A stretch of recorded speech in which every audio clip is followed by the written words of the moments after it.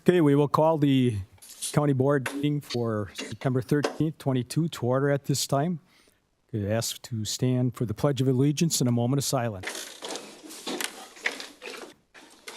Allegiance to the flag of the United States of America and to the republic for which it stands, one nation, under God, indivisible, with liberty and justice for all.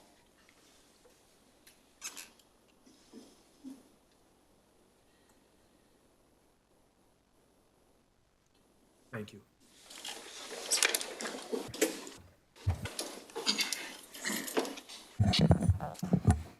Roll call. Roll call shows 2 supervisors absent, Supervisor Calkins, Supervisor Hunt, 19 present.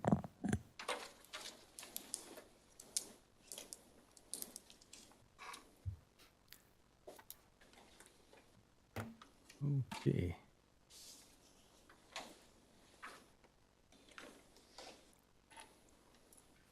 This time I seek a motion for approval of the agenda. Bomar moves. Is there a second? I'll second. Any discussion? Yes, Supervisor Steele. got a pretty aggressive agenda today. Talked about it in the Budget Committee. Should we put a time limit on this meeting tonight? We may. I think we'll do is see how quickly this goes. If it doesn't, if we start getting too long on, then we can always move stuff to the next agenda. Or we could move the business up. We can do that too. So, Make a motion to move the business items first. okay, there's been a motion made from the floor to move the business items first. Is there a second? I'll second that. Motion's been seconded. Any further discussion? Supervisor Ives. What does he mean by second?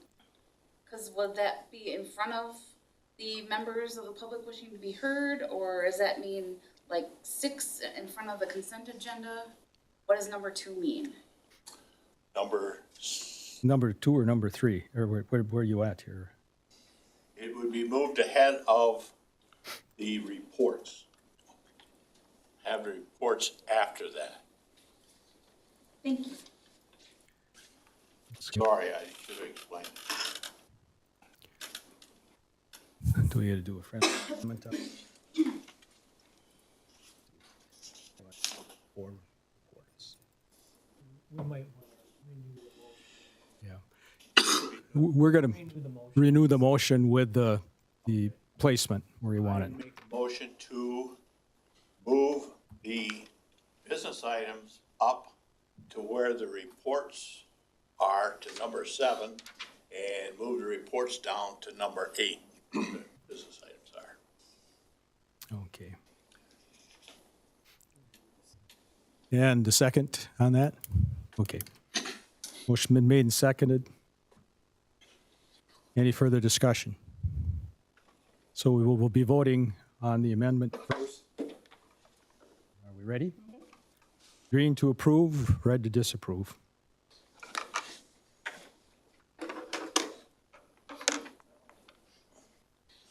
Oh.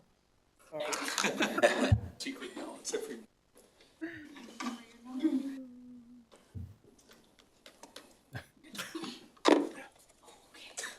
There you go.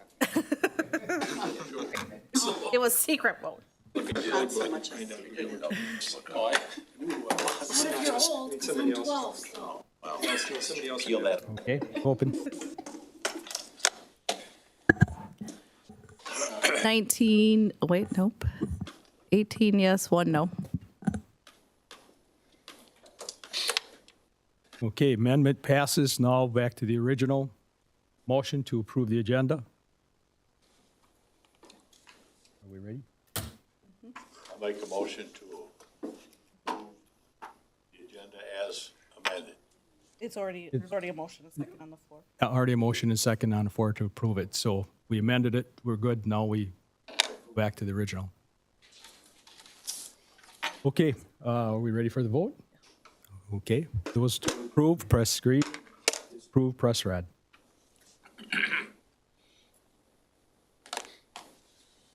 Yep, release.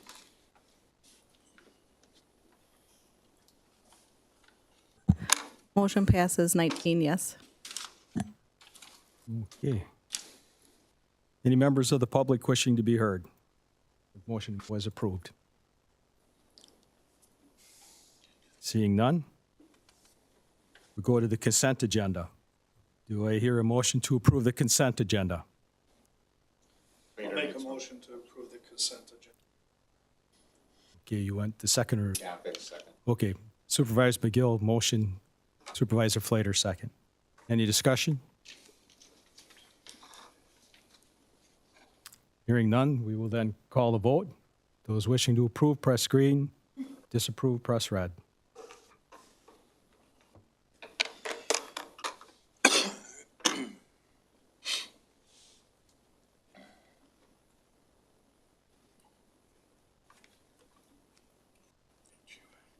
Yep, release. Motion passes 19 yes. Okay. Consent agenda is approved. Then we will jump down to business items. Number 7. Sorry, I'm not ready. Let the clerk and our people get organized. Reorganize. Reorganize here a second. Yep.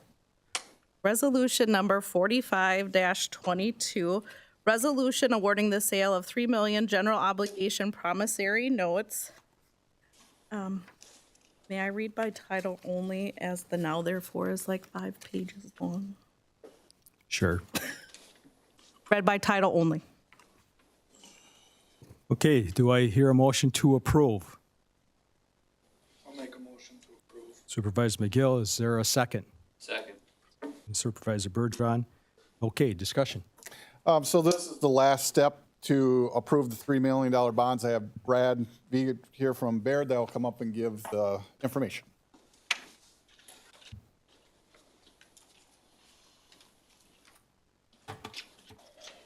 Thank you. I'll walk through the packet that's on the screen and certainly answer any questions. This is a promissory note for $3 million to fund the county's capital program. The structure is set up for February payments each February 1st through 2030, with first interest budgeted for this coming February 23, and a call feature beginning in February of 29. That means the final principal payment can be called at the county's option. The interest rate that's available to be locked in tonight is 3.16%. Just for comparison, when we started planning and had discussions with Finance Committee and the board back in May and June, the estimate I was using was 381. So we're 0.65% lower than that estimate. In terms of what does that mean in dollars, it means the county is saving approximately $115,000 by locking this in today as compared to where we were for planning purposes. Just one item I want to highlight is on the next page, the far right-hand column outlines the debt service payments. That's a principal and interest payments. We had been targeting $1,850,000 annually. We've achieved those targets. So nice level payments all the way through the repayment period. And then Moody's assigned the AA1 rating for the county's bond issue. That's the second highest rating that Moody's assigns. And I'll just touch very briefly on the strengths. They talk about the large and growing tax base of the county, strong financial reserves and liquidity, and a modest debt burden. Moody's also points out a little further in the report the strong management of the county. There's a sentence that indicates that the governance is positive and it reflects strong transparency, budget management, and positive policy credibility. So, and that's new to the rating report. That's new language that was added this year. Overall, very successful financing, and I'd be glad to answer any questions. Any questions from the board?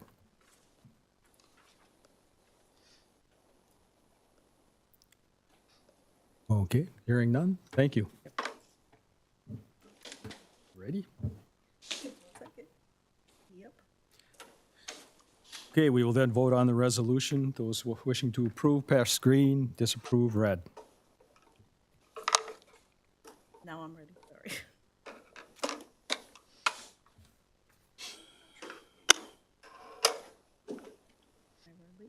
please.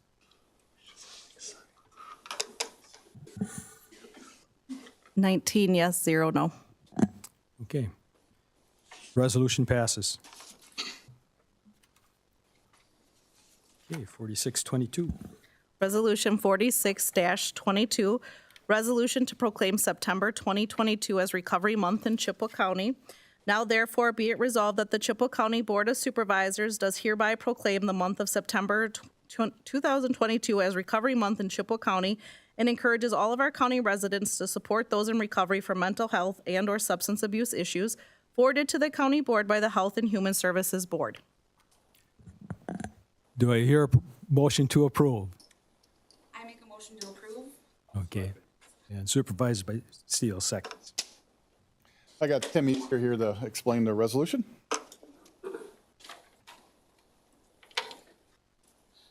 Gotta say, I like the way the schedule is rearranged. I'm not gonna argue. September is a month to reflect on those recovering from substance use disorders and mental health issues. There's a saying in the rooms of Narcotics Anonymous that the fate of all untreated addicts is jails, institutions, and death. Oh my. And that's the chant that we say at the beginning of every meeting. And I'm not naive enough to know that we're getting out of here alive, because we're not, but the kind of death I'm talking about from these diseases are spiritual, emotional, and of course, the physical death that comes along with it. For folks recovering from I should say for a mental health illness, it can be the same thing. You know, people don't realize the number of folks in this country that are struggling. And we're not just talking about, we hear about schizophrenia, and we hear about bipolar illness. We're talking about things like anxiety, depression, things like that. It's far more common than people realize. There's people in this room that are suffering from it right now as we talk. So again, what this is to bring light to this. There should be no stigma attached to this. And that's what this is about, is people coming forward and applauding those that are coming forward in recovery. And just because what we know is that secrets lose their power in the light of day. And that's kind of what this is about. Any questions? Any questions from the board? Okay, thank you. Thank you. Ready? Okay, then we'll call the vote. Those who wish to approve, press green. Disapprove, press red.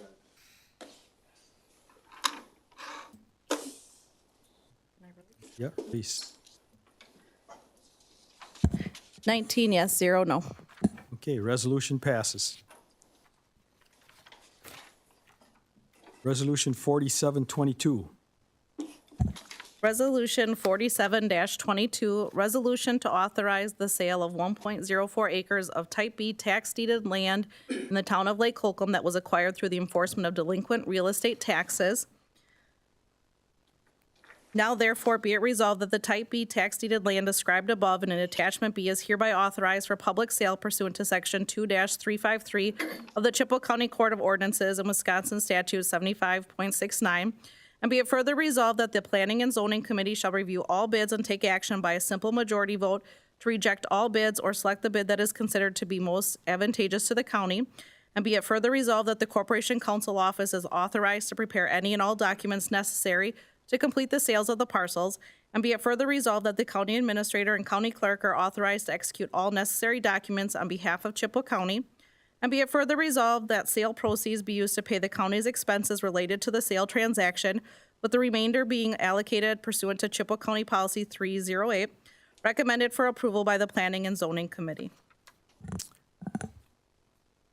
Okay, do I hear a motion to approve? Motion by Mr. Bishop Rule. Bishop makes a motion to approve. Is there a second? Tudeberg. Tudeberg for the second. I got Doug Cleary here from Planning and Zoning to explain the resolution.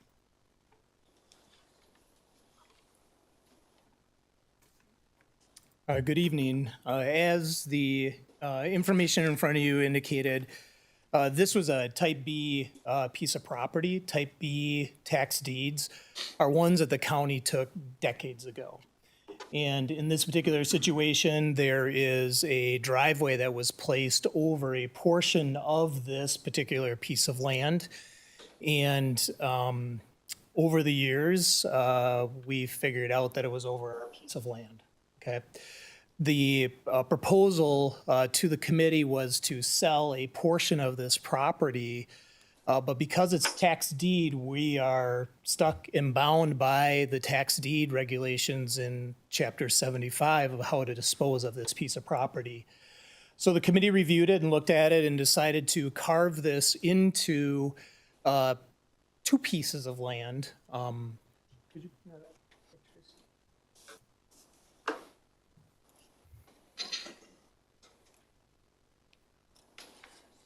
And then, yeah, so right here you can see the area. The pink outline is the parcel, the 20-acre parcel that we have. And the triangular piece that's west of the town road, that's the piece that we are looking at selling at this point in time. And I think the next page is that CSR. Thank you.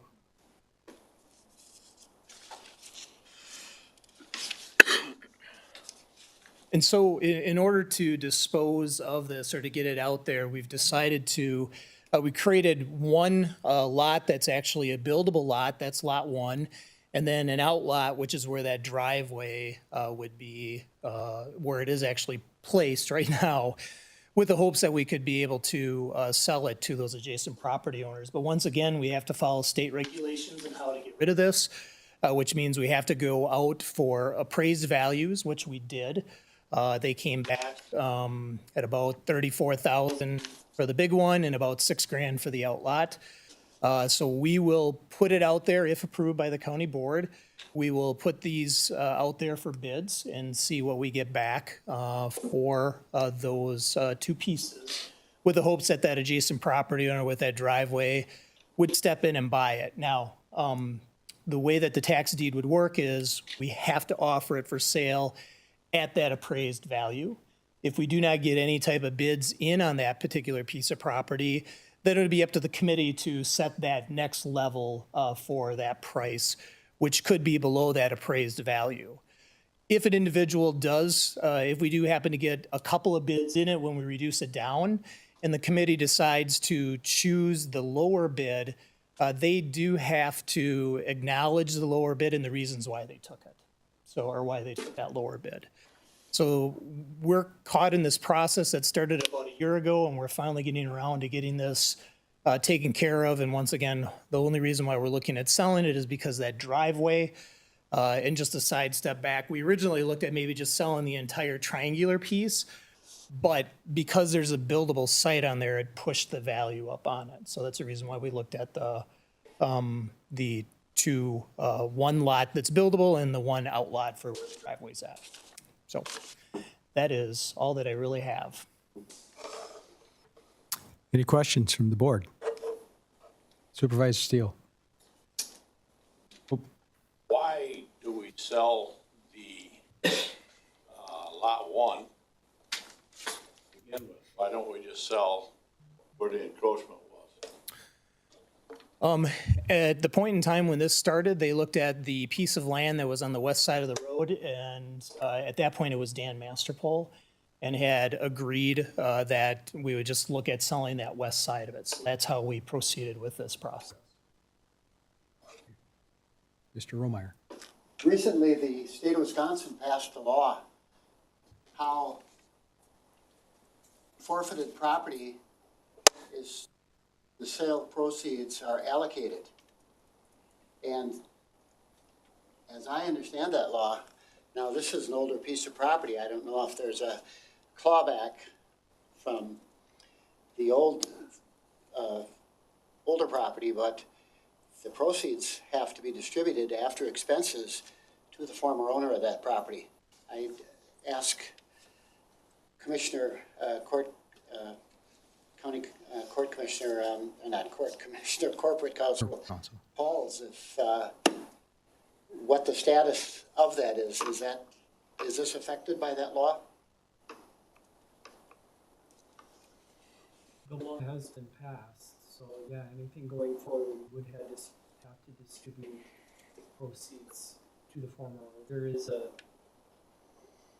There's a calculation that's made. I mean, there's taken out the costs of selling the property and whatnot. but we would have to provide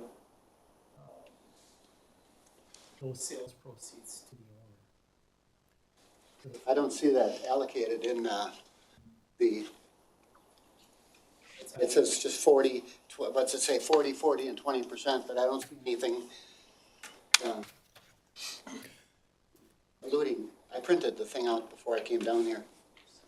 Todd, the state statutes were changed for the allocation, but it was only for those properties that were taken after the effective date of that. Okay. Okay, so there's no clawback from, Oh, that's okay, right. okay, Yeah, when they were actually, okay. not when they're sold. Yep. Any other questions? Okay. Thank you, Doug. Yep. All right, ready for the vote? Those wishing to approve, press green. Those to disapprove, press red. 1 second. That was right. Now we're ready? Okay. Oh, no, wait. Stop.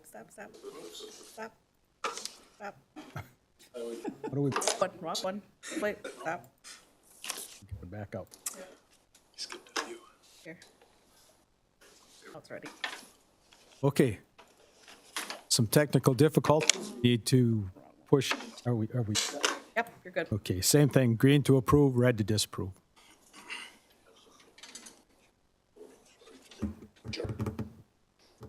Vote again.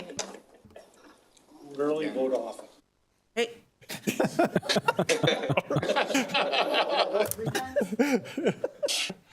nice, that's not funny. Okay. Go ahead and open. 19 yes, 0 no. Okay, 19 yes. Motion is approved. Okay, ordinance 422, second read. Well, Brian Kelly's here, the Highway Commissioner, to answer any questions. We went through this the first time, but Brian, if you want to come up. But we did the motion to approve. Oh, I'm sorry. Okay, motion by Supervisor and Bomar seconds. Okay. And now we're ready for Brian.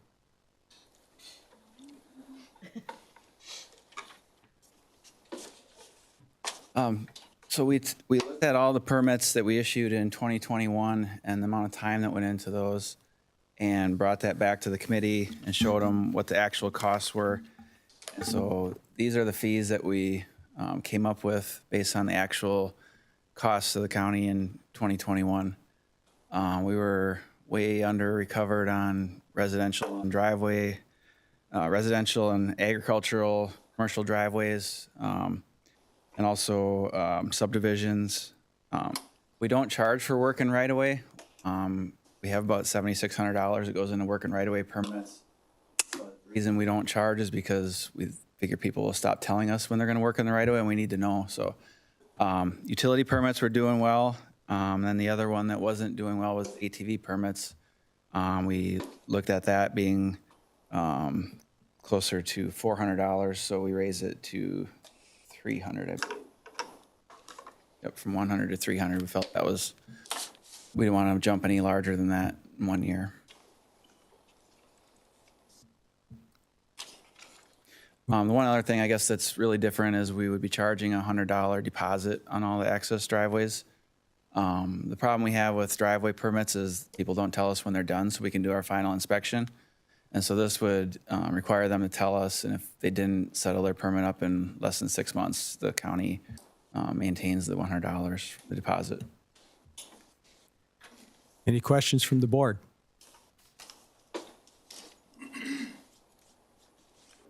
More of a statement. Okay, remember to push the little button. Oh, okay, thank you. Okay, but now you were too slow. Okay. Okay, go ahead. Teutoburg's going to yield to you. I understand where you're coming from with the ATV permits and increasing, but we are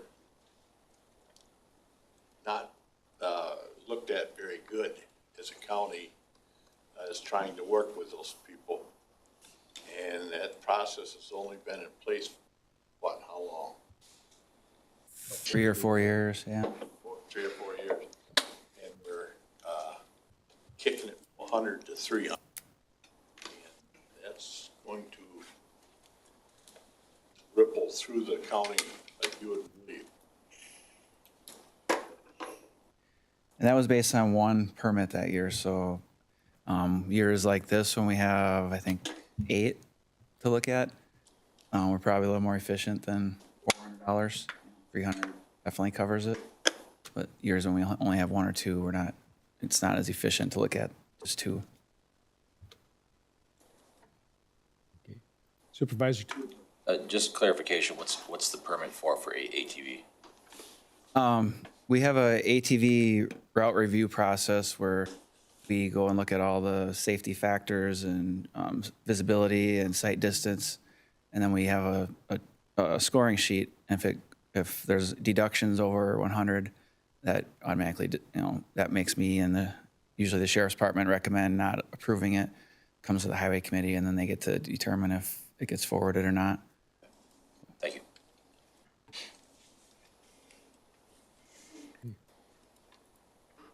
Supervisor Bergeron. Thank you, Mr. Chair.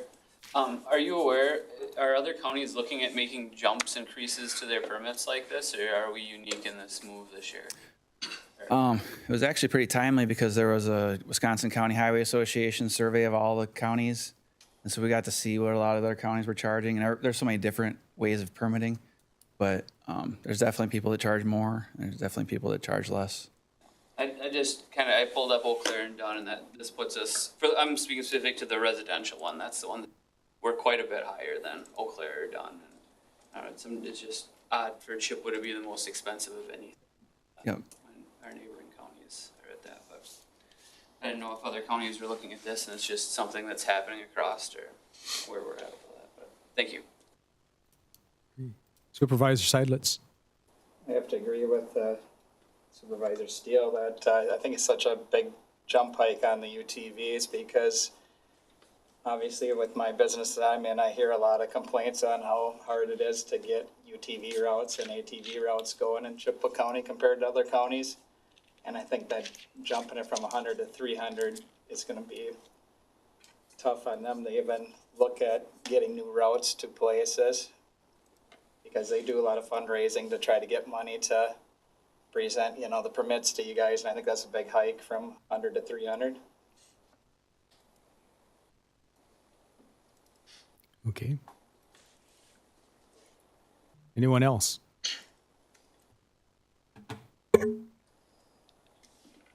Okay. Thank you.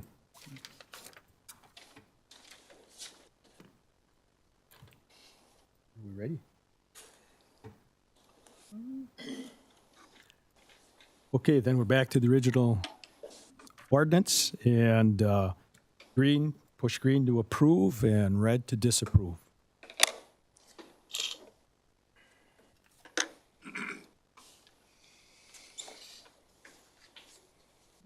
Yep, release.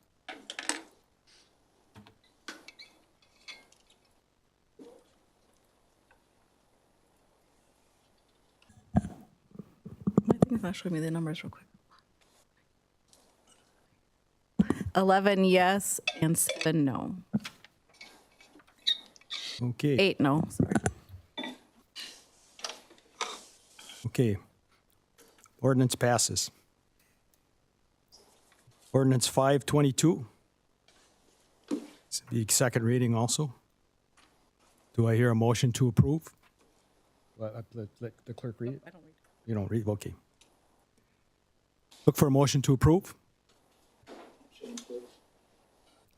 Joel? Okay. Motion to approve. Supervisor Seisler, is there a second? Bishop will second. Bishop will second. Okay. Okay. Okay, yeah, nothing's changed from the first reading. Again, this is really 3 changes, or we're added B and C, but A is really the big change for hours of operations. We've had some good media coverage on this already, which is good to get the information out. Haven't received any negative feedback. Only thing I've received is positive feedback, and that's been from our employees, which is what we've talked about, retention and recruitment. This is another small tool to help us with that endeavor of trying to make Chippewa County the best place to work in the valley. And then we just added the law enforcement because that wasn't in there, and then the highway department hours. Okay. Any questions?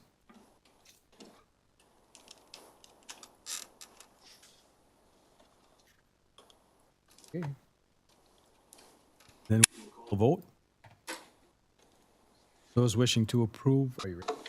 Those wishing to approve, press green. Disapprove, red.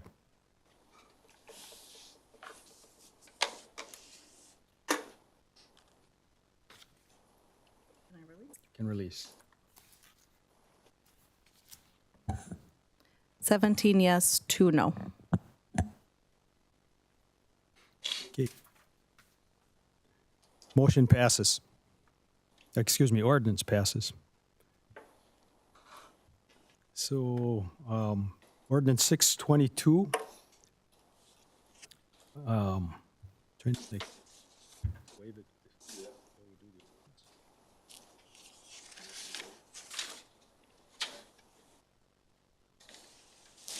Ready to get the bond. Okay.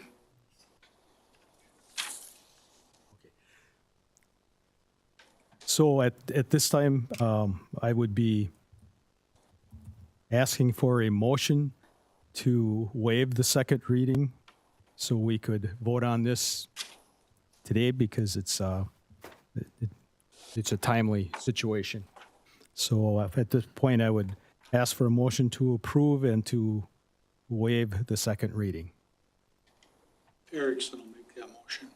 Okay. I'll second. And seconded by McGill.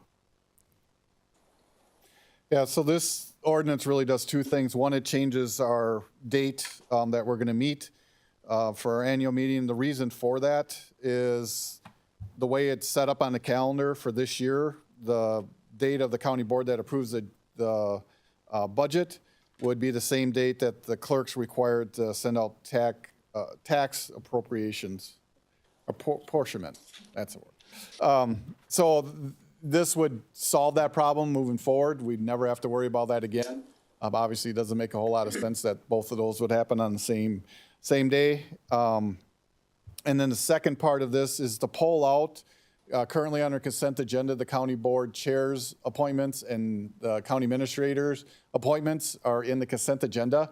It just over the years has really been kind of awkward. A lot of times that's where our department heads get approved. There's obviously a lot of committees that get approved in reappointments on this. We brought this forward, asked the chair about it, just to make it easier and give us an opportunity to talk about that. Like I'd be able to talk about the department head that I am looking to approve for my appointments, for one thing, and then any other appointment. So we just think it makes it cleaner. It also helps if we get a new county board member.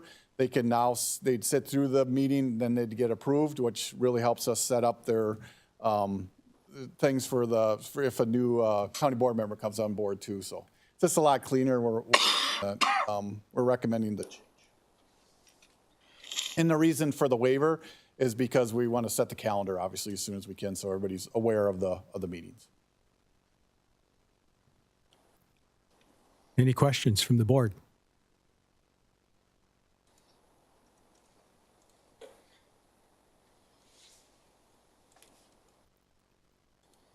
Okay. So because we are waiving this second reading, we're going to vote on it at this time. Those wishing to approve. We have to vote on the motion to waive the. Or excuse, we got to separate it out. We got to vote on the motion to separate out first. And so those wishing to approve separating it out for the readings, we would vote on that. You would have to push your green to approve that, and then we would read to disapprove, and then we would go to the next portion of it. So this is, again, to waive the reading. Second reading. Okay, release. 18 yes, 1 no. Okay, so the waiver passes. Now to the ordinance itself. Are we ready? Is there any more discussion? Any other discussion? Okay, those wishing to approve would push green. Those wishing to disapprove, push red. Oh, yeah, we need a motion in a second, right? Oh, we already had that. Motion second to waive. We had motion made, okay. I'm trying to get this done fast because everybody wants to get out of here. We don't normally do this. So I will seek a motion to approve the ordinance. Homer, and a second. Burke seconds. Burke, second. Okay. Any more discussion? Ready? We will now, again, green to approve, red to disapprove.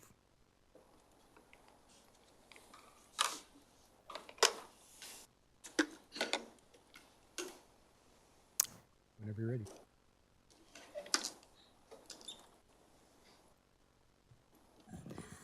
Eighteen yes, 1 no. Okay. Ordinance passes.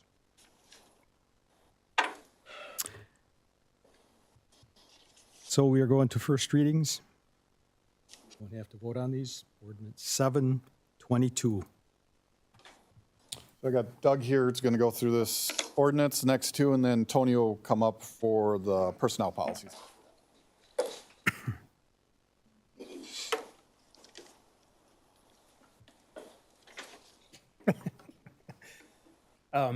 We had some amendments to the zoning ordinance back in 2019, 2020, based on, within our sign portion of our zoning code. And there was some areas that needed to, had some grammatical errors on my end of it, and some signs that we had missed. And one of those is those neighborhood identification signs. So when you go into a subdivision,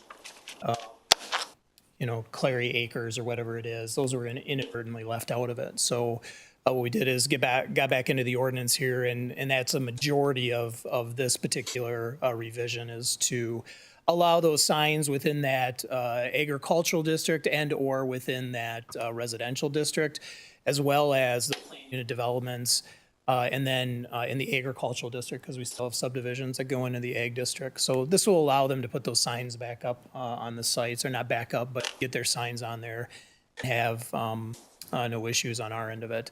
The other thing too is as we reviewed it, we did find some grammatical errors in there that didn't make any sense. And I know what it said, but it didn't make sense to Todd. And Todd said, you got to get this cleaned up. So I appreciate that. Yeah, so that's really the substance underneath this first ordinance amendment. Is there any questions? Any questions? Okay. Want to move on to the next one? And then the next one is just, once again, as our zoning ordinance evolves and we get requests, we do go back in and take a look at them and make some modifications. And this is one of them to that home occupations. Originally, we had talked about not having the home occupations in the house. You can have it in the house or in the garage, but not both. And we did have some requests that popped in that they did want to have the ability to have a portion of the dwelling used as well as a garage. And so that's what this one will actually do for us, is allow them to, as a conditional use, allow it in two separate areas on the property. The other one with this one too is once again with the signs and allowing a sign to be put into the property based on that district. Residential would get that 6 square feet, and then that agriculture would get the 32 square feet. And they kind of standardize those signs between the districts. So residential, 6 square feet is what you'll get. In the agriculture would be 32 square feet. So. Any questions for Doug?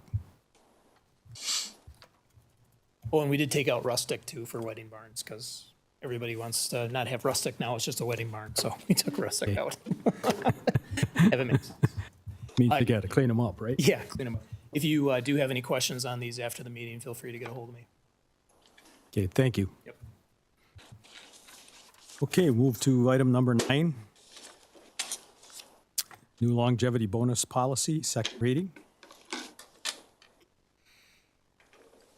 Do I hear a motion to approve? Later makes a motion to approve. Later makes motion approve. Is there a second? I'll second. Seidlitz for second. Okay.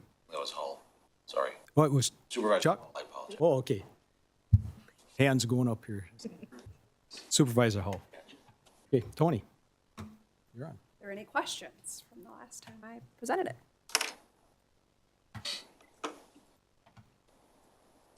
Any questions from the board?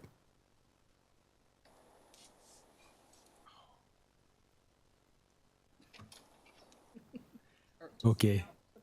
All right. Well, no questions, and we will move to the vote. You need to read it? Nope. Just title only? Okay. Clarify what we're voting. We are voting on this is the second reading for the longevity bonus policy for human resources. Okay, the first one was just the first reading. Right, this is second read. Right, so this we vote on. Yep. Okay. Those wishing to approve, press green. Disapprove, press red.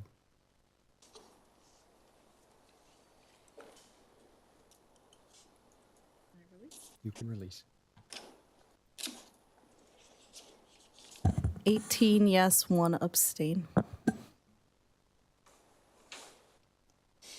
Okay. Policy passes. Number 10, new employee referral reward policy for human resources, second reading. Do I hear a motion to approve? Bishop will make that motion. Bishop makes motion approve. Is there a second? So I guess I'll second it. Okay.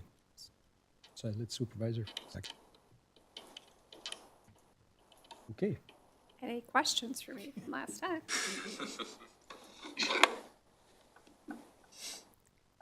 Any questions? We got Mr. Tudeberg. Thank you, Mr. Chair. Just point of clarification, I know per county ordinance, I believe it's required that if you abstain, you provide a reason why, and the reason why I'm abstaining from any of these votes for human services would be a conflict of interest with my spouse. Okay. Thank you. Okay. Anybody else got a question? I had my name. Supervisor?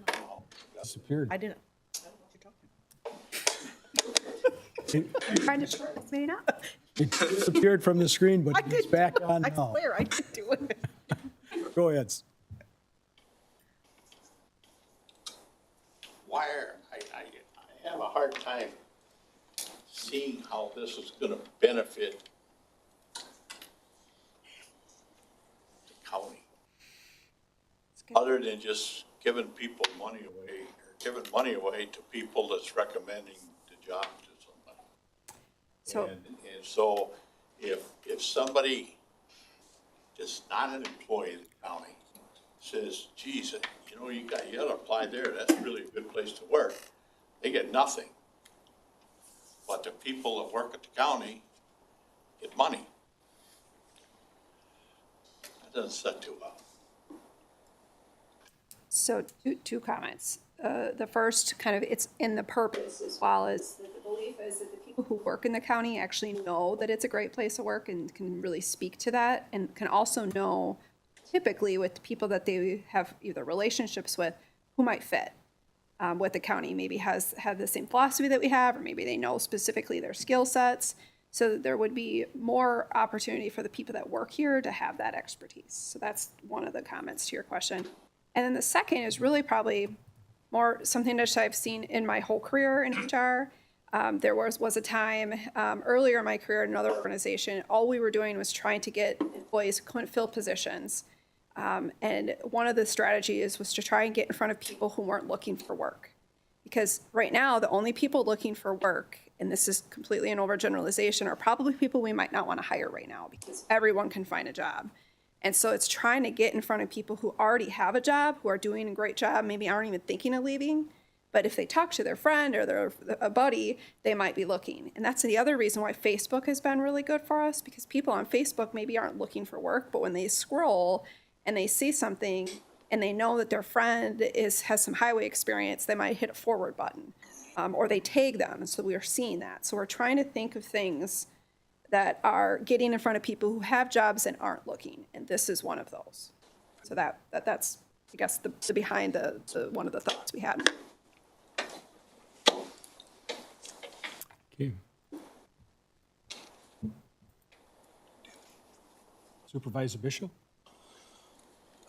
Great job explaining it. In the private sector, it's a huge recruitment tool, again, to gain recommendations for employment for people who already work there. So they kind of know what their work ethic is of their friend versus what the company requires, and just to get people in the door of the right caliber. So it's done in the private sector, and my company is very effective.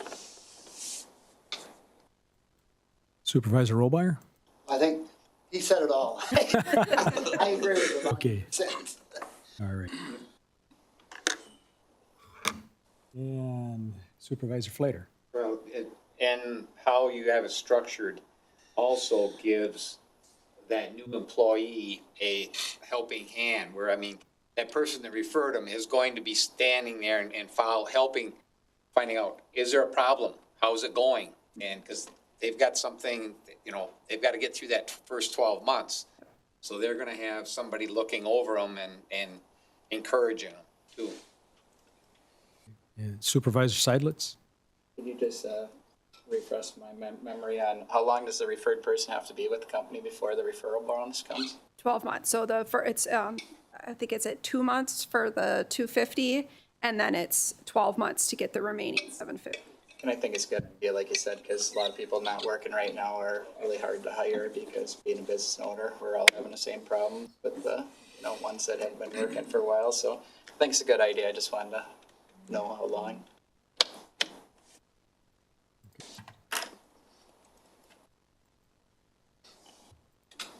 All righty. Anyone else? Seeing none, then we will call the vote. Green to approve, red to disapprove. Are we ready? Now we're ready. No, we're ready.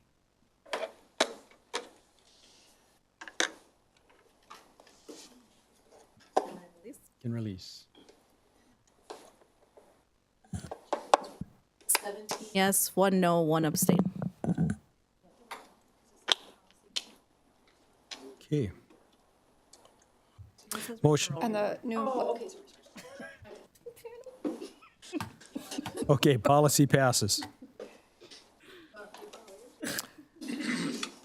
Then we'll move on to item number 11, new funeral leave policy and second reading. We need a motion to approve. Bishop will make the motion to approve. Bishop makes motion approve. Is there a second? I'll second it. Seconded by Supervisor McGill. Okay, Tony. Any questions?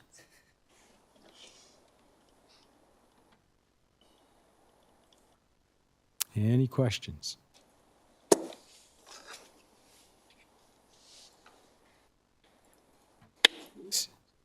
Seeing none, we will then call the vote. Those wishing to approve, press green, disapprove, red.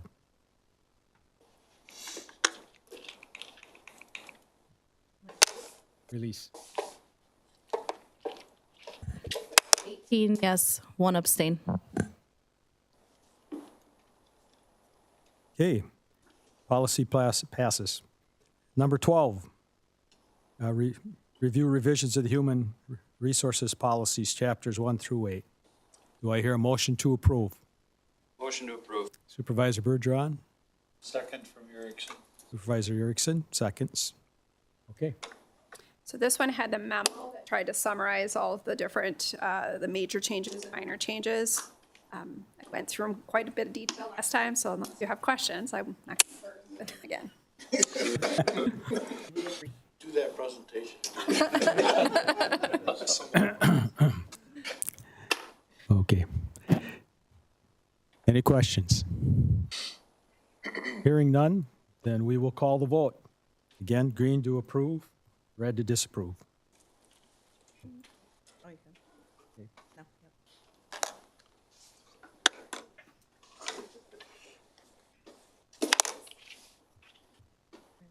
Release. 18 yes, 1 abstain. Okay, policy passes. Now we will go back to the reports.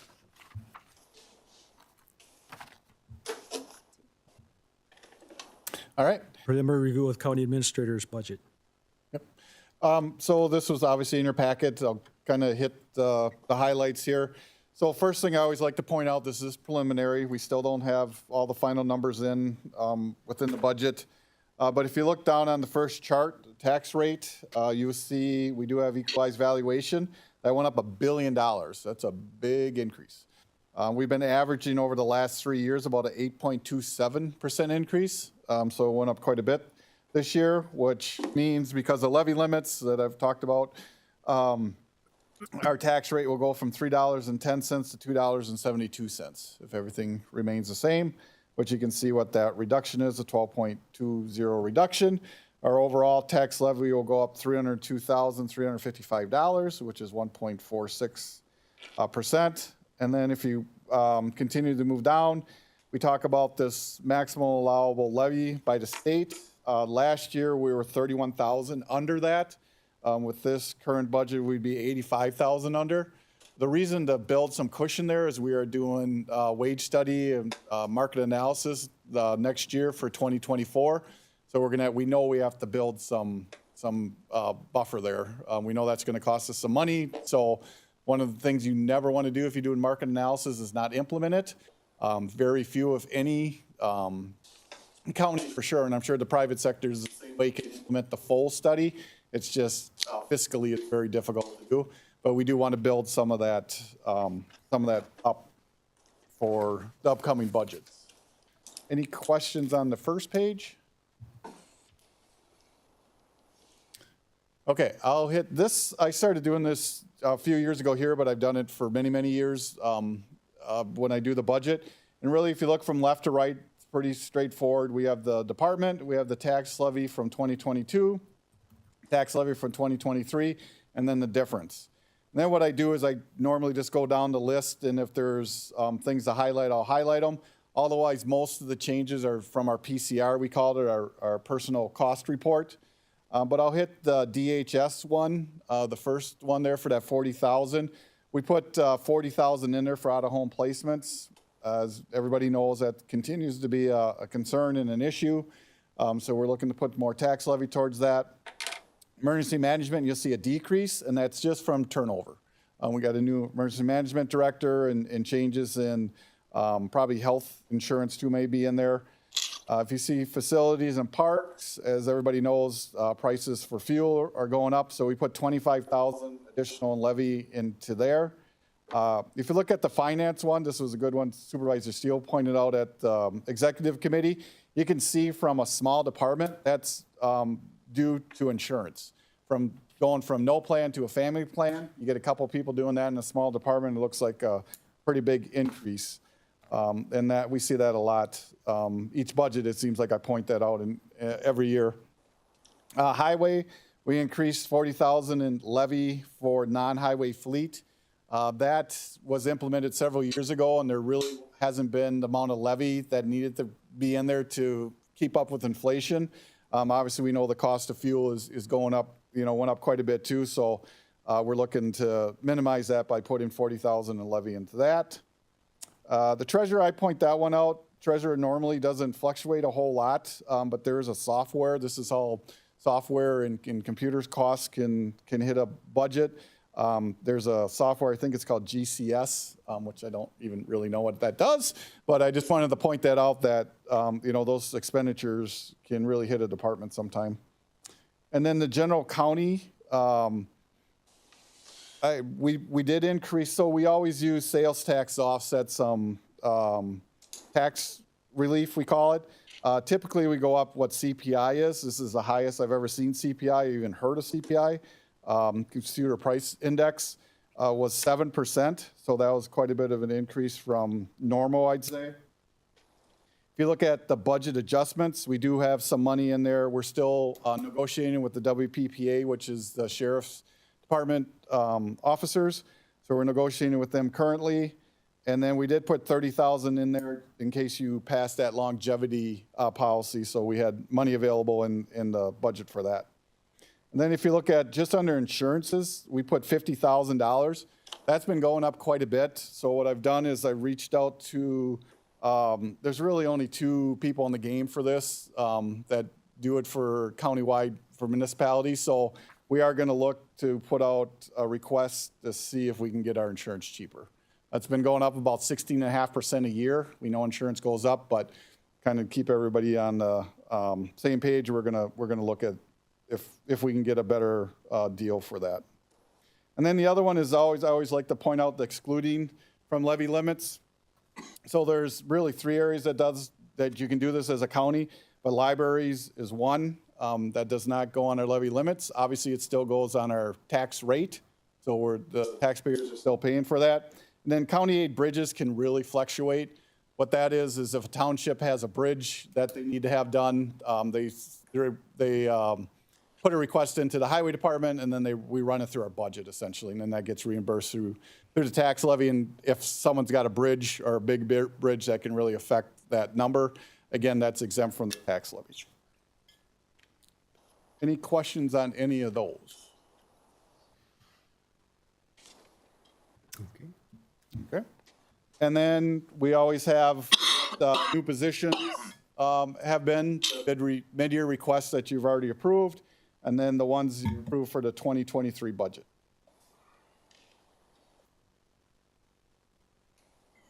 All I have, unless there's any questions. Any questions from the board?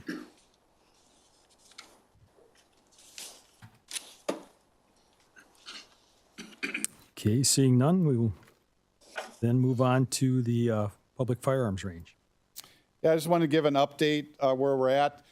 So I've talked at the county board and at the executive committee about trying to get some DNR grants to offset the cost for the range to close that. That's not going to happen at the end of the day. So I reached out to the DNR. Essentially, they do have a program. But the program has not received funding for the last 2 years from the federal government because it's a grant and loan program. They're really easy to get rid of the grants, hard to get rid of the loan part. So they still have money in there for their loans. So they haven't received the last 2 rounds. They don't know if they're going to receive it this round. So that obviously limits our ability to get any money from that. The other issue, which is kind of odd, a quirk in this, is if we did go forward with this, we'd actually have to transfer the ownership of this property to the town. And I don't think the town's going to want to do that because we can't cause the problem and ask the grant to clean up the problem.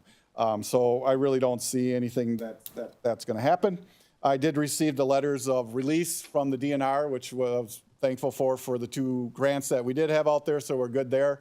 And then we did put out the RFP for request to do the environmental study, and then they'll work all the way through the cleanup for that. And I think those are due this week, I believe. So we'll be able to see what the original cost is on at least the study part of it. So it's moving forward. We're getting there. The hope is that we do the study, get everything done this fall, and then in the spring of the year, we can actually start moving forward with the actual cleaning up the site. Any questions?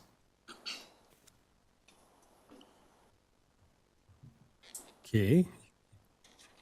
Seeing none, then we'll move on to the Chippewa County Forest Carbon Credit Opportunity. Yep. I got Matt coming from Land Conservation Forest Management to explain this.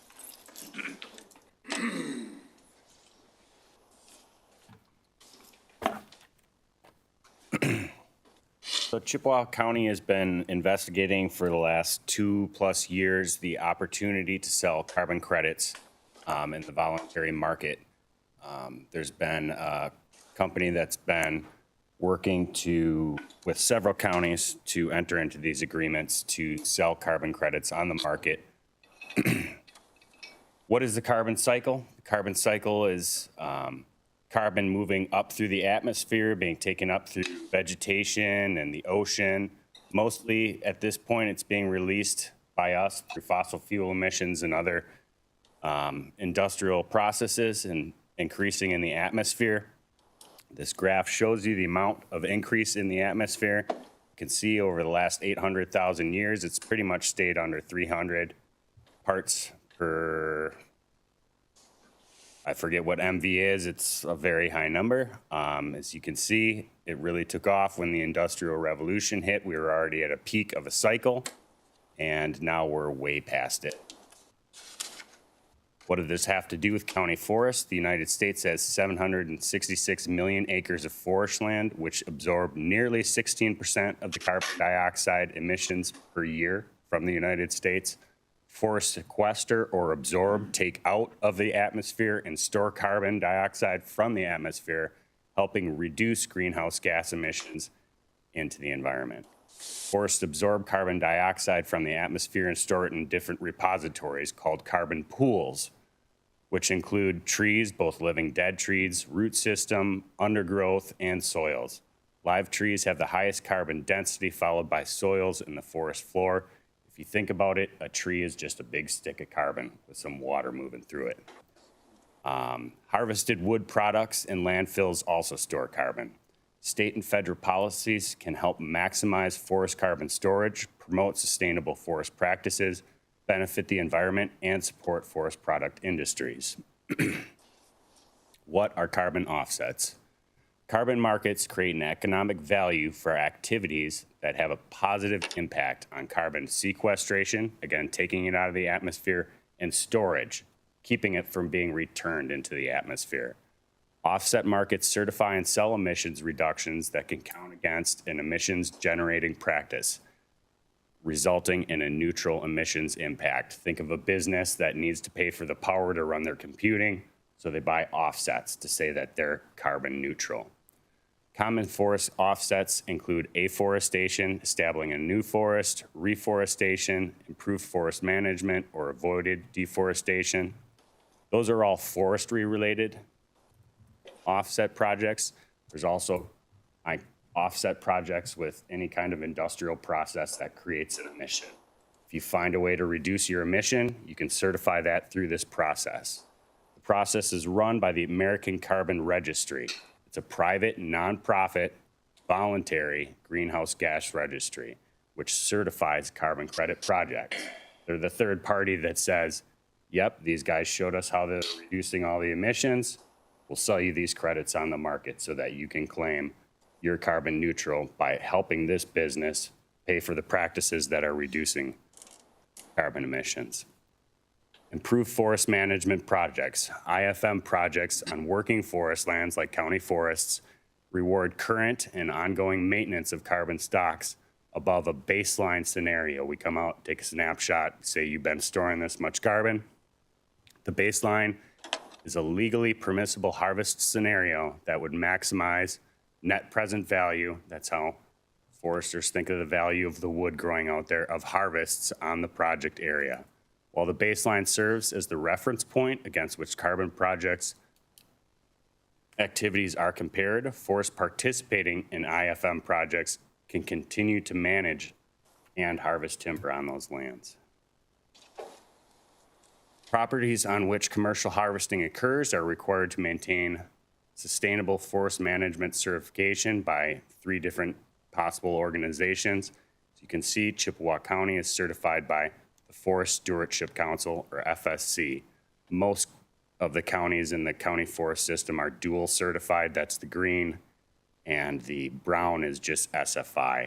Most of the rules are the same for these different practices. They're just different organizations certifying it. Anew, which was formerly Blue Source, they've merged with another carbon registry firm and have become Anew, has been developing and selling carbon credits in North American markets since 2001. They have developed some of the first projects for voluntary carbon markets with clients including Google, Disney, Microsoft, Interface, and Chevrolet. So they work with large industrial corporations, and Anew offers a turnkey project development solution, leading and financing every step required from initial feasibility assessment through contracting for the sale of carbon credits to end users. With the Chippewa County Forest providing so many positive social and environmental benefits, they, Anew, believe that Chippewa County Forest credits would achieve very favorable prices in the voluntary market. What are the commitments, the long-term commitments to forest owners if they enter into one of these projects? Project owners agree to a number of long-term requirements intended to ensure the permanence of the carbon stocks that have been sold as offsets. These include annual reporting of estimated carbon stocks and known harvests or disturbances across the county forest, 5-year site verification by an accredited verifier, and a 10-year re-inventory schedule. You also have to repay carbon credits if somehow there's reversed, if you go below your baseline scenario due to harvesting, or if you transfer your project, which isn't very applicable to the county forest, as land sales of the county forest have a very high bar. How much revenue is possible from a project like this? Anew is on the hook for the development and sale of the credits. That doesn't cost the county anything. So when you look at net revenue, that's how much the entire project will gain. But there's the project expenses and then the portion that Anew takes as their fee for doing the baseline scenario and marketing your credits and doing the monitoring for the first 10 years. There is a buffer pool. All volumes presented are after an 18% reduction of credits. This is a mandated insurance policy that covers unintentional reversals, losses of carbon. Say you have a windstorm and a bunch of trees blow down, that would be a loss of carbon due to natural occurrences. The county would be projected to get approximately $5 million over the first 8-9 years of the project. The vast majority of income that you're being paid for is the storage capacity of the forest. You're saying we're not going below that baseline scenario, and that's how much credits you can sell on the market. County forests and forests in Wisconsin typically, generally saying, actually are still increasing the carbon storage. So you have the potential long-term to make more revenue, but the vast majority of what you're getting paid for is storage, and it's upfront in these first 8 or 9 years of the project. So you have another 30 years in which the county is required to maintain that project to meet the carbon registry's standards. Most other counties in the county forest system are considering it. It still says Blue Source. They merged, they're now Anew. There were 15 others considering. I believe Langlade has recently voted not to continue with the project. But besides Clark, most of the other counties that you see on there are counties with very small county forests. And the small county forests don't have the volume to make them viable projects for Blue Source. Blue Source has essentially told those counties, you're not profitable enough for us at this time, no thanks. Most of the other counties that are large enough to have viable projects are interested. 5 already contracted. I believe we would be the 6th.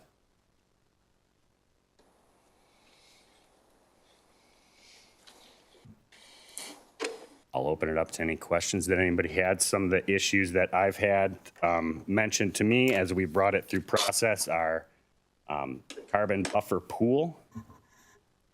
And I just want to read this statement. I wasn't able to insert this into the materials I showed you there, but in the unlikely event that an unintentional reversal, you went below the baseline, the landowner is obligated to provide ACR a volume of credits equal to 10% of the difference between the number of credits released and the buffer pool. ACR covers the remaining 90% of the difference. So the question, as we move this through the process, should we have a bigger insurance policy? Essentially, if you do, you're setting aside to only pay for 10% of a possible catastrophic incident that there's in my talks with Anew, they've never had a reversal occur to the point where they've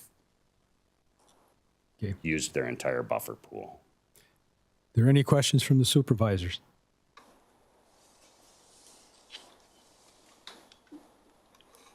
Supervisor Mueller. Yes, I'm a little bit concerned about what this is. I mean, it sounds like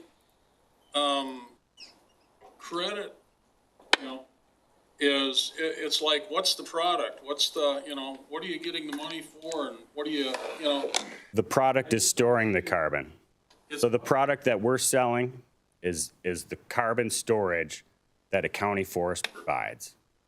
By us not harvesting over that baseline scenario, it guarantees that that carbon stays locked up, doesn't get emitted into the atmosphere.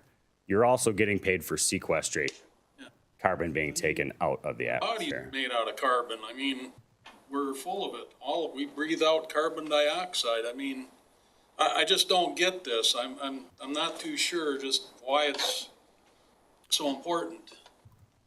I guess that's what I'm trying to understand is what. Why it's so important is because this is a process, it's a loop.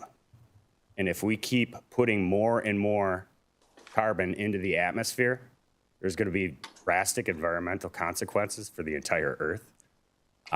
So anything that we can do to minimize those emissions and lock up carbon is worth money, not just to us for saving the environment, but to companies that want to say they're helping to save the environment. Supervisor Gill?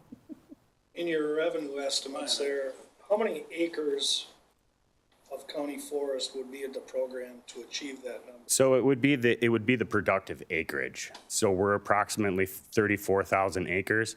I believe the number was around 28, 26 or 8,000 acres of the county forest.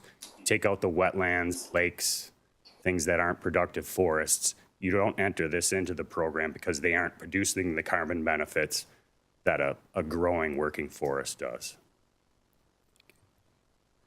Supervisor Steele? Oh, excuse me. Insurance, you're basing that insurance number on 100% of what you enter into the program not being disturbed? Nope, you're saying that over the course of that 40-year period, the amount of carbon you have stored won't go under that baseline. We continue to harvest and we continue to grow more trees across the county forest all the time. And in fact, the more we harvest aspen, the more we sequester carbon out of the atmosphere. So the more we put carbon stocks into the county forest. And so essentially, you're getting paid to know that we're constantly increasing the amount of carbon that's stored in the county forest. The only way that could go awry would be like a forest fire or a tornado. A massive forest fire, which is unlikely to occur with the road network that we have nowadays, or a massive wind event, which is a possibility, but across the large landscape that is the county forest, it's unlikely it would impact so large a percentage of the county forest. You've got 100% entitled to the program, and yet a tornado that takes out, say, 10%. That's why you have an 18% buffer pool built into the program. That 18% is the $5 million you get is after they've already taken that 18% out as your insurance policy. And let's say half of the county forest goes down, you're only on the hook for 10% of those credits to pay back to the system. Supervisor Steele? Yeah, ask a question before. Will this have any effect on the public using the county forest? Anything at all? Not that I can imagine. Our recreational programs have very little to do with the amount of carbon that's stocked in the county forest. That's more based on disturbance regimes. So mostly harvesting, but sometimes wind throw events or mortality events. Have a reduction when ash borer comes through and kills all of our ash, but I've already harvested most of our merchantable ash. So when they take this snapshot, it's not going to be as drastic as you would assume. One more thing. You said that this program is like 10 years. But then the payments are all front-loaded. The payments all come in the first 10 years, but you're required to maintain the project for 40. So you have got more measurements and reporting to do for the next 30 years after your payments stop. That's why when a new pitches these, they pitch that you also build in an endowment for monitoring the project over time. Monitoring endowment in the bottom there calls for a set aside of $300,000 so that 30 years down the road, you're not asking me, why am I still paying for this? You're still paying for it out of money that you generated from the project. I'm not sure how that endowment would work as far as. Just be a fund balance. It would be a fund balance. Okay. Supervisor Ives? Yeah, I just had a clarifying question. On the state of Wisconsin with the, where you have the highlights around certain counties and stuff, and then they were X'd out because they voted. They either, it was too small, or they voted no. Or those counties have voted not to pursue these projects. Yep. And then, but we look like we're small in the green, but we have enough that we would be able to. We are one of the small, medium-sized forests. Anything under about 20,000 acres is probably not going to produce a viable project. And we're at 34, so it's profitable enough for a new to come in and work with us on a project like this. All right, thank you. Supervisor Teuteberg? Thank you, Mr. Chair. I'm not that old, but I remember back in the 80s, we were warned about acid rain, and there was a big hole over top of Australia in the ozone layer. The polar ice caps were supposed to melt, and now we're hearing about carbon in the atmosphere. The way I understand this, sir, is that this is a nonprofit giving money to county governments to not cut down trees. Is that at its baseline? Is that basically what this is? The nonprofit is the American Carbon Registry. They're the ones who say, we are going to certify that these are projects taking carbon out of the atmosphere. It's private industry, voluntary going to the carbon market and saying, we want carbon credits because we want to look carbon neutral. So this program is funded through a nonprofit by private entities? That's correct. That's where this money comes from? That's correct. Anybody voluntarily wanting to say they're sequestering carbon out of the atmosphere can buy carbon credits. If you had a really big pocketbook and a green mindset, you could go out and buy as many carbon credits as you wanted to drive up the price of carbon credits, thus for making them more appealing. And I think you mentioned that these businesses included Google or Chevy. Yep. Any large corporation that wants to claim they are approaching carbon neutrality is doing it mostly through an offset market. Sorry, there it is. Okay. Supervisor Bishop? Thank you. I think you kind of covered this through the different questions, but it doesn't affect our recreational use or our forest management. We're just selling, and we still get to do with it how we've been doing it. You're selling the fact that we're going to store that carbon for the next 40 years is what you're selling. But it doesn't affect how we manage the forest. It doesn't affect our recreation. No, because the county forest program and usually most public lands in general never harvest below what we call an allowable cut. We've measured what our growth rates are over time. And because we clear cut the entire state 100 years ago and eventually realized that was a really bad idea, they started hiring people like me to ensure that we do it sustainably over time. And that's what you're getting rewarded for here. The fact that we've been doing it sustainably over time. Okay. Supervisor Sikorsky? I've said this, I think, we had the conversation. Our small towns that have county forest land in them share revenue of the timber sales. They lose property tax money and stuff.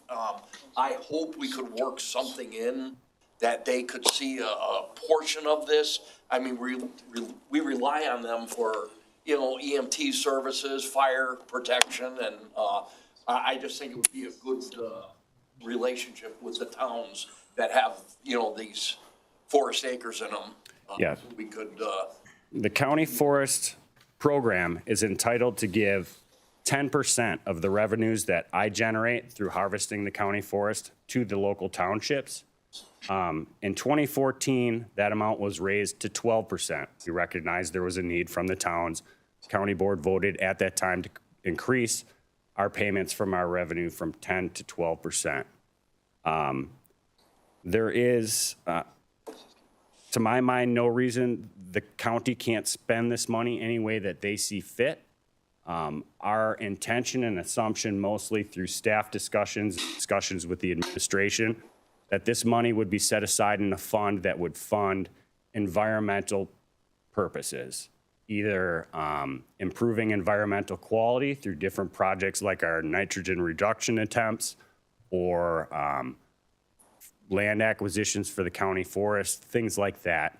But if the county decides that they wanted to set aside an amount for the townships while we're receiving this revenue, I'm not opposed to that idea. This is also on the Land Conservation and Forest Management Committee's agenda for tomorrow. So if you do have an interest in the towns seeing a proportion of revenue while we're receiving this additional revenue, I would encourage you to reach out to those committee members and discuss it with them. That's the best way to work this through the policy chain from LCFM up to executive and then to you. If that makes sense? He does not mean a walking quorum. No, I mean, call people on the committee, have an individual discussion. Okay. Supervisor Steele? Yeah, put the map back up of the different counties, please. Oh, there we go. Is it? So you've got Ashland, Sawyer, you've got, oh, sorry, what did I do there? Eau Claire, I hit the end button. There we go. Okay, that's right straight east of Eau Claire. Is that Adams? Clark. Clark County, I'm sorry, yeah. Clark is one of the larger county forests that has abstained from pursuing this. Okay. Do you know why? I do not. I have not spoken with that administrator why, but the other large county that had decided not to pursue this is Langlade. They're not crossed out on this map. That's very recently that I learned about that. I mean, The revenue potential makes these projects very appealing to counties. And most of these rural counties don't have the urban financial input to their county budgets that we have here in Chippewa County. So those funds become doubly appealing. yeah, but I mean, like, they got a huge county forest and they said, Yeah, so you can imagine that their tax base is very, very small. And any project that augments that is going to be twice as attractive. Whereas we have a large tax base. I just don't understand. To me, it's, when something's too good to be true, it's too good to be true. And when you take a county, I would like to know why they didn't opt into something like that. Some of these other counties. I think they'd be. And I would encourage you to reach out to those other county boards. I mean, that's, Okay, I will. Thank you. I'll reach out to other county administrators, Supervisor Bergeron? ask their assessment, but I think if other county board members are the ones who voted it down, it would be a perfectly acceptable thing to have a discussion with them about why. Okay, that discussion, we're going to move on. Supervisor Bergeron. Thank you. Committee, you had mentioned that I believe yourself and the administrator had talked to some of the other counties who had chosen to sign on for this. At this point in time, have any of the other five, do they have regrets? Do they feel like they were sold something that it wasn't, or are they? Nobody's yet to receive payments from this. This is all very recent. Bayfield passed their resolution in early 2021, and nobody's reversed course yet, but nobody's yet received any payments. Yeah. I guess I can talk on this. I really kind of started this deal. So I've talked several times every Monday with several administrators. Bayfield County was the first one to start going after this. I think they have the second largest force, them and Douglas. Bayfield County is very much into environmental. They do a lot of things. They have their vehicles run on propane. They do other things that are, I would consider, pretty progressive for environmental issues. So I didn't step on this or move this forward right away because I really wanted to see what Bayfield County was going to do. And they've moved forward 100%. Like I said, they're the first ones in. So they're looking forward. The biggest argument I've heard throughout this whole process is really it's a right? You're getting carbon credits. They're really not doing what they're supposed to be doing. They're not reducing their own emissions. They're buying it. We as a county, we're doing this anyways. We're going to keep the exact same forest that we've always done it. We're going to harvest it the exact same way we've always done it. We've had to get our certification forever. It's been 20 years. 20 years. So we're doing all this anyways. I think the big thing, the selling point for me is to take that money that we're going to generate and use it for environmental purposes.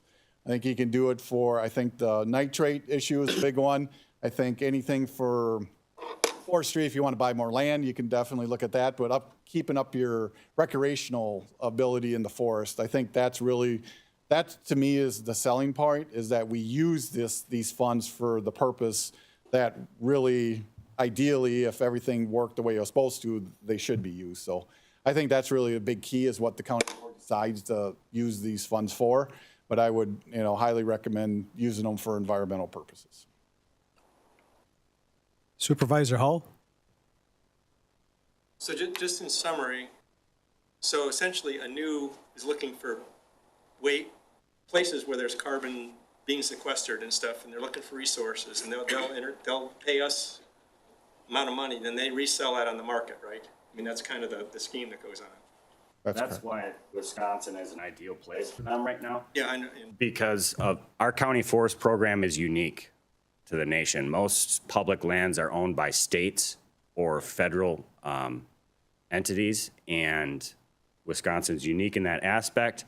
So it's kind of the perfect place for them to go and work with public landowners, whereas otherwise they're working mostly with large private owners. I was just stating, because some people still are a little confused, and that's the very simple aspect of it at the top without the complexity. The other question I have is the 300,000 you have for the monitoring of it over 30 years. That does not seem like a very high number. I don't know what the depth of the monitoring is and reporting you have. But there's annual reporting. Essentially, if we have a wind throw event, we would tell them approximately how many acres we thought were in that wind throw event, and we would report our harvesting. Every 5 years, they come back and do a re-verification, and every 10 years, they resample all of your permanent plots to ensure that you're meeting that baseline that you set at the very beginning. 35 years from now is probably a monthly salary for somebody. Who knows? It just seems like a small amount. It wouldn't be a full-time position, but yeah, you'd probably be contracting out the work. So. Yeah, it just seems underestimated for how much it would end up costing. And the county can set both. They can set, if they don't like 18%, you can set that higher. If you can set that monitoring, you can set that different. Any other questions from any of the board members? So the plan, the whole plan was to bring this through the committees, and we would, Land Conservation Forest Management Committee's talking about it again tomorrow, and then we'd bring a resolution forward, and then you can have the bigger discussion. We just wanted to make sure everybody was hearing the same information, and it was out there in case you had any questions. And please, if you do come up with other questions, reach out to Matt or myself or Linda. We can definitely try and answer any other questions you have. All righty. Thanks. Department reports, finance. Laurie?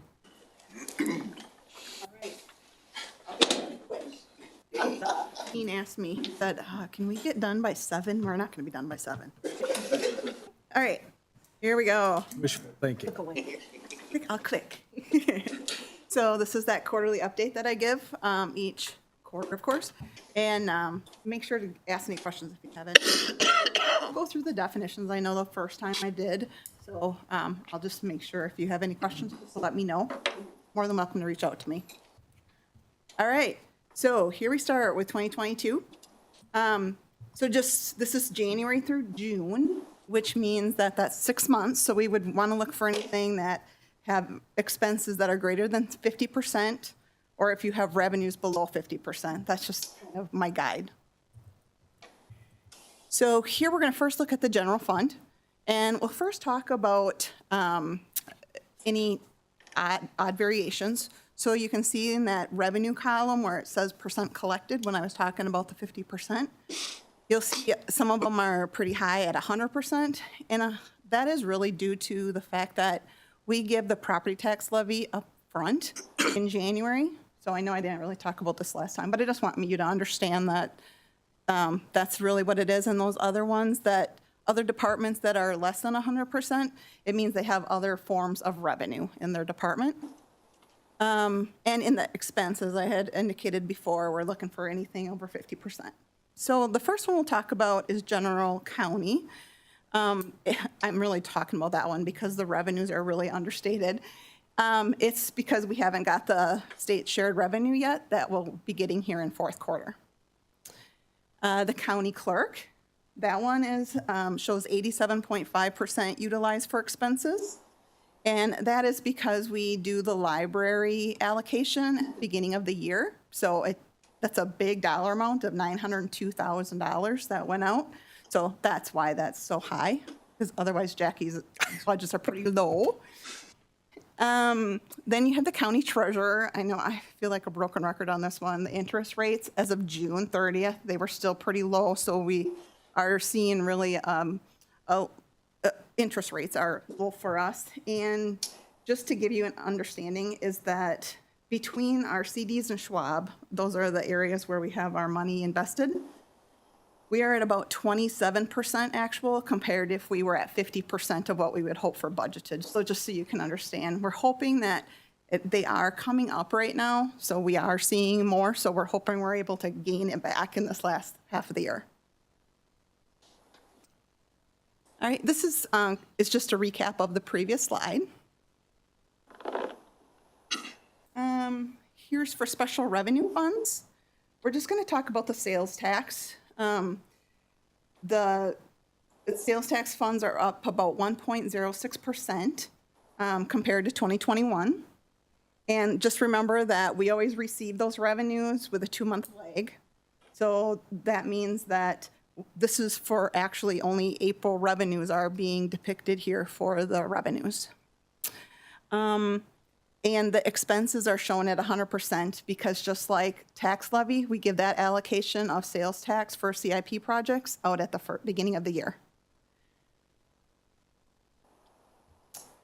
And here this is mostly was what we talked about earlier in the previous slide, but the only other thing is over on the right-hand side is that RWC working capital that we have from other counties. So this is the consortium, and these are the other counties that are part of our consortium with the RWC. And here's a slide dedicated just to ARPA. So the county has received all of our funds.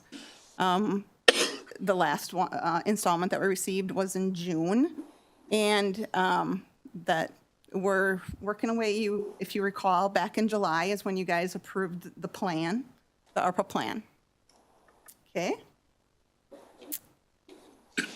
And here is where we have the COVID funding and sales tax review, and we're only really just trying to give you more information so you are more knowledgeable about what's going on. So that's our COVID funding over on the left-hand side, and over on the right-hand side is more of an example of our sales tax review to show that 1.06%.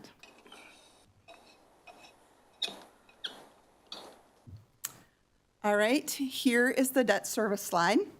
So this, remember, is what we are making for payments on an annual basis.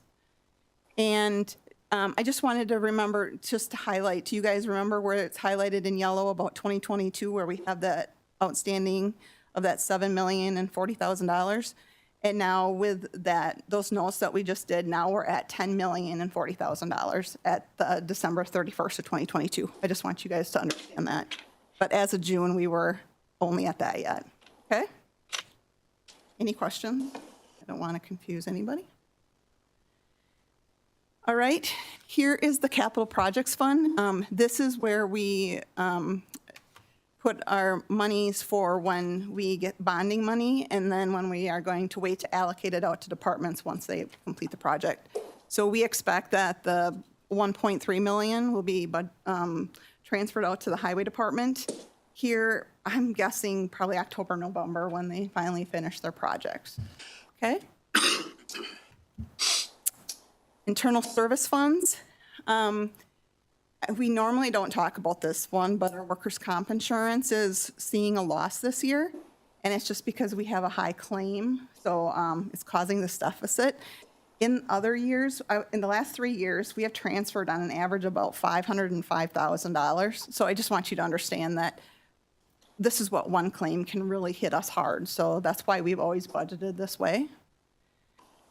And for the other one is that I always talk about this self-funded liability insurance. The annual insurance allocation will be done in November. And also we paid that WMIC premium of the $271,909. And the last thing that I wanted to share on this slide, this is the enterprise and trust agency funds. The land development fund, we had 2 parcels that sold in the Lake Wissota Business Park. So that's what constitutes that $394,798.86. So I know I went fast, but hey, look at this. Good. Any questions? Okay. Please don't hesitate to call me or contact me if you have questions. Okay, thank you.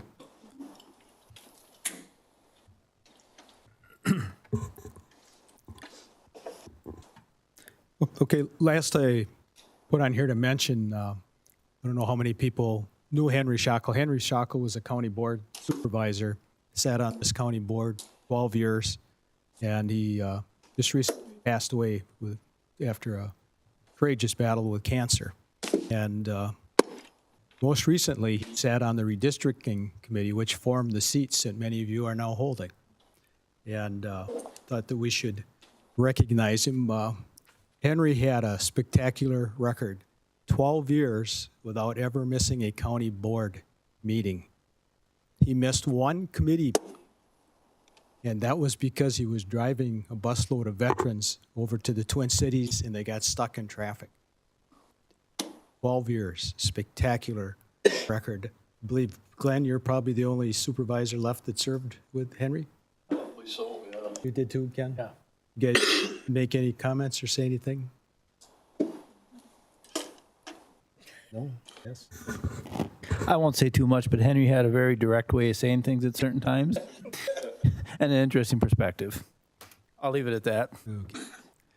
Anyway, we will miss him, and our condolences to the family. Chuck?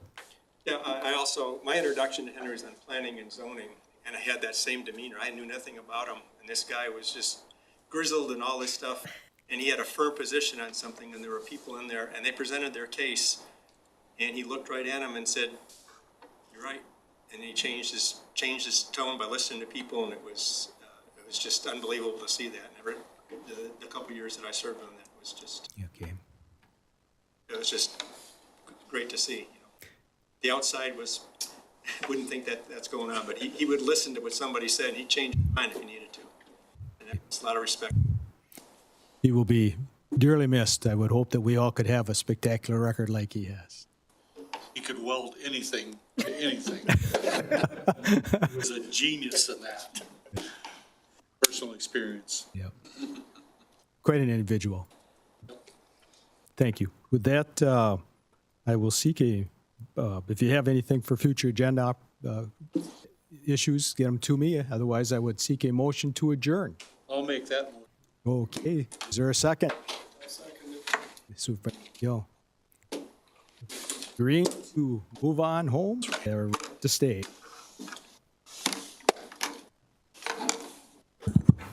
Don't leave yet, though.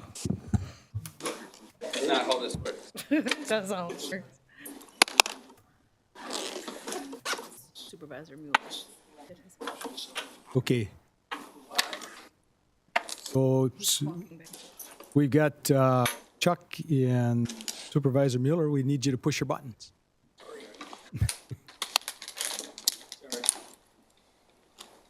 And 19.